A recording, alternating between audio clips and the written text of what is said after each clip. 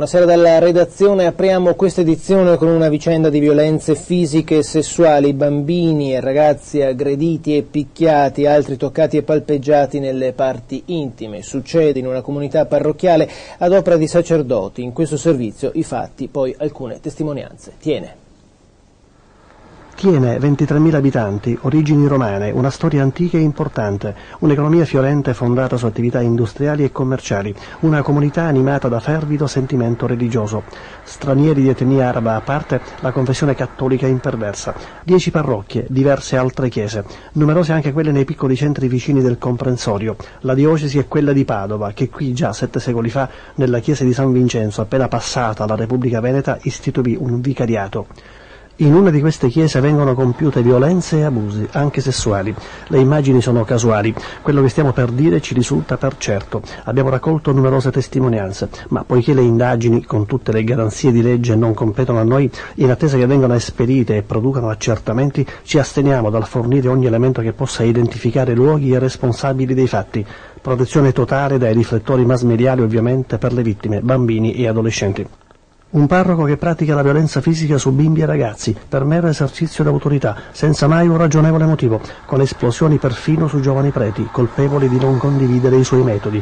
Giovani preti che non ci sono più, qualcuno ha lasciato del tutto l'abito talare, ma non è solo questo. Il parroco violento, se fece indignare il giovane prete che vedeva e sentiva tutto, ha la benevola e complice comprensione di un altro giovane prete arrivato al suo posto, del quale diverse persone ci hanno riferito morbosità e palpeggiamenti sui bambini, accompagnati in bagno e toccati nelle parti intime, o portati in stanze chiuse a chiave e trattenuti per dubbie lezioni di catechismo, molto dubbie, a giudicare dagli imbarazzati e tormentati racconti fatti da bambine e bambini lacrime ai genitori.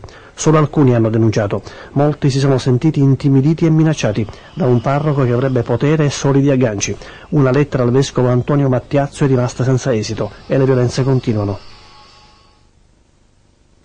Ed ora le testimonianze raccolte, ve ne proponiamo solo alcune, neanche le più eloquenti, per una giusta esigenza di tutela della riservatezza delle persone coinvolte. Sotto accusa un sacerdote violento ed un altro molestatore. Sentiamo. Sono 12 anni che sopporto tutte le torture, diremmo, gli affronti, i dispetti, torti, le umiliazioni di quel prete. Visto che li ha presi, o bambino o bambina, li ha presi per il braccio, vestito, li ha tirati dentro, che c'è una sala da giochi, ma quando sono dentro non si può mica vedere cosa succede. Si è messo le mani addosso. Sono stato aggredito sia verbalmente che fisicamente con calci, schiaffi dal parroco. Soprattutto un accanimento molto accentuato verso le ragazze, che questo avveniva d'estate, che per il caldo eccessivo venivano magari con delle piccole scollature o magari con delle gonne e venivano offese. Altri ragazzini più piccoli sono stati scaraventati addosso alle reti del campetto da calcio e tutte quante altre vicende, oppure palpeggiamenti da parte del cappellano.